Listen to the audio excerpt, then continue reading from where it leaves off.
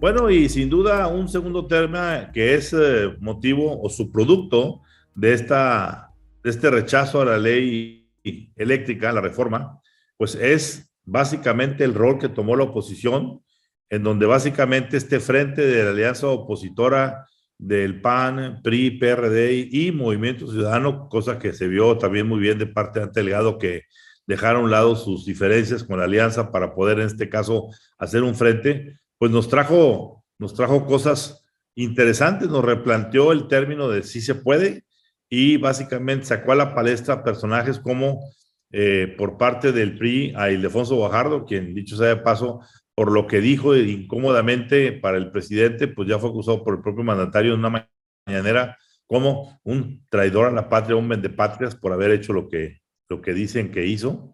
Y segundo, pues también a una gente como Jorge Romero, el coordinador del PAN en la bancada. Tú lo comentabas también el caso de Beatriz Paredes, también el caso de Santiago Krill. Es decir, como que volvieron a aparecer destellos importantes de una oposición articulada. ¿Qué opinas de esto, Alejandro? ¿Crees que estemos en camino a una recomposición de la oposición?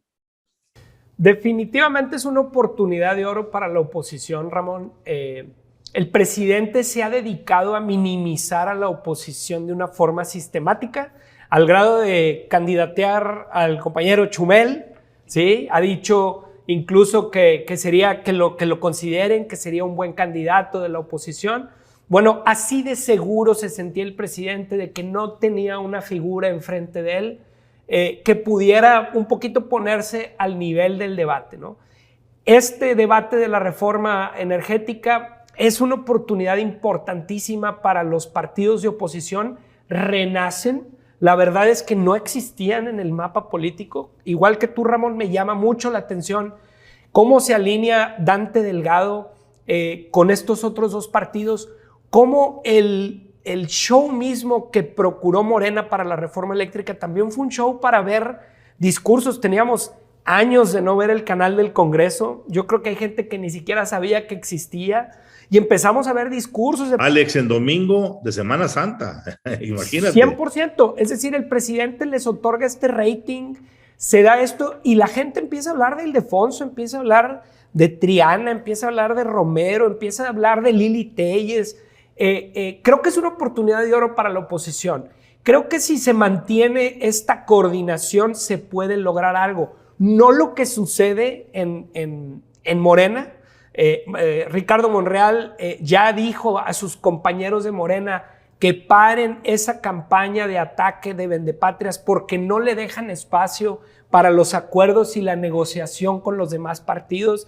Es decir, Monreal dice no nos aislemos porque les estamos poniendo en bandeja de plata a la oposición la forma de seguir creciendo. Ahora lo importante va a ser qué tipos de liderazgos se van a construir, qué tipos de liderazgos pueden hacerle frente a Andrés Manuel López Obrador, que tiene un show perpetuo que dura 3 horas por las mañanas. Ya vimos que quizá hay ahí figuras que pueden encarnar este descontento que hay contra el establishment. Habrá que ver si la oposición la puede aprovechar. No sé qué opinas, Rodrigo. A ver, el dato más importante que tiene que entender la oposición de cara a la elección de 2024 es el dato de los 15 millones de votos que obtuvo el oficialismo en la consulta de revocación de mandato. Ese es el piso del voto duro que tienen Morena y sus aliados. Y aquí lo importante es, si se mantiene ese voto duro de 15 millones, se tiene que ir la oposición completamente unida. Es decir, no se pueden ir a tercios porque en una elección a tercios Morena lleva toda la ventaja. Si realmente quieren tener una oportunidad de competir de tú a tú con Morena por el poder, que digamos después de esta negación de la reforma eléctrica ya empieza a sonarse el famoso sí se puede en la oposición, es que tienen que ir juntos y no a tercios. Es la única manera, desde mi punto de vista, que tienen para ganar. Totalmente. Y eso implica sumar a Movimiento Ciudadano o que PRI, PAN y PRD se sumen a Movimiento Ciudadano con una candidatura única. Claro. A ver, yo creo que el reto más importante para la oposición viene en este momento. ¿Por qué?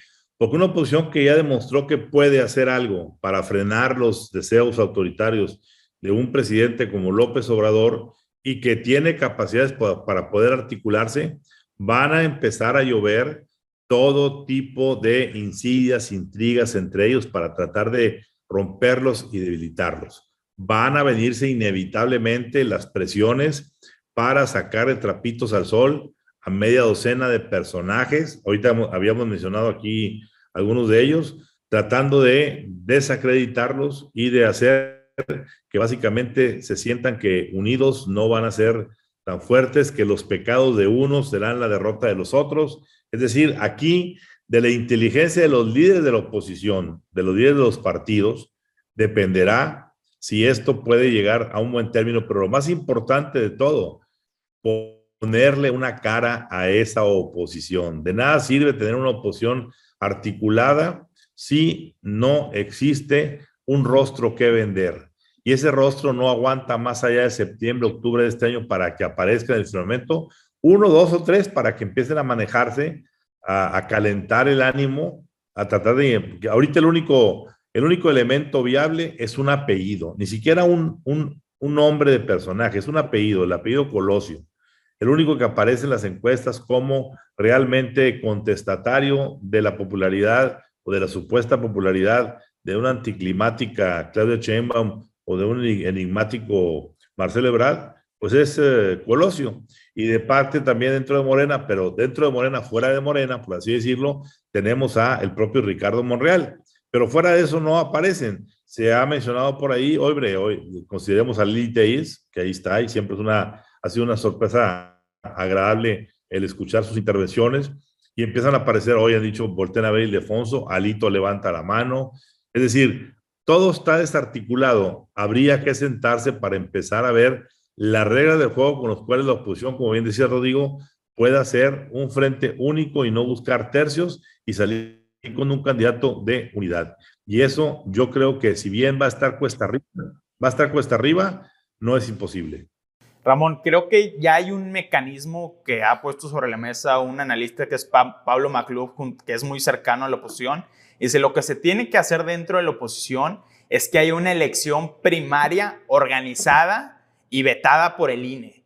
Y que ahí se establezcan muy bien las reglas del juego de quiénes van a ir, cuáles van a ser los formatos de discusión y cuál va a ser el proyecto unido de nación que va a tener la oposición. Y dicen, primero lo importante es mostrar unidad hacia afuera con reglas claras en este proceso organizado por el INE y ya después nos arreglamos de cómo va a estar el reparto de posiciones. Pero por el momento, para la oposición, la prioridad es mostrar esta unidad y como dices, mostrar esta pasarela de los rostros que podrían ser algo que yo destaco de este proceso de la reforma eléctrica, particularmente del caso de Ildefonso Bajardo, del caso de Beatriz Paredes, del caso de Santiago Queril, es que otra vez estamos viendo la importancia de que estén los adultos en la habitación, que no solo esté la retórica estridente, que no solo esté la narrativa ideológica, sino que la gente plantee cuáles son las prioridades que tiene México en este momento. Y dos elementos, Rodrigo, importantes. Una cosa es sí, figura visible,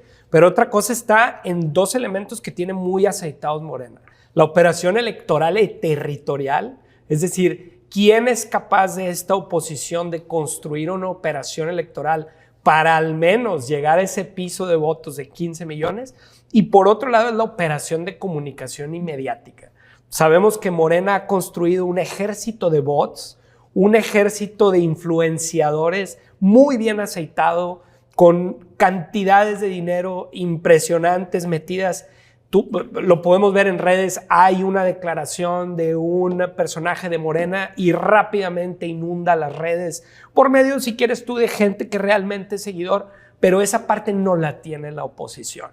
Y sí, vale la pena un perfil muy vistoso que comunique bien, pero si la oposición no se pone a trabajar en esos dos elementos ahorita, creo que no va a alcanzar una figura buena con estrella para poder ganarle a Morena o al presidente, ¿no?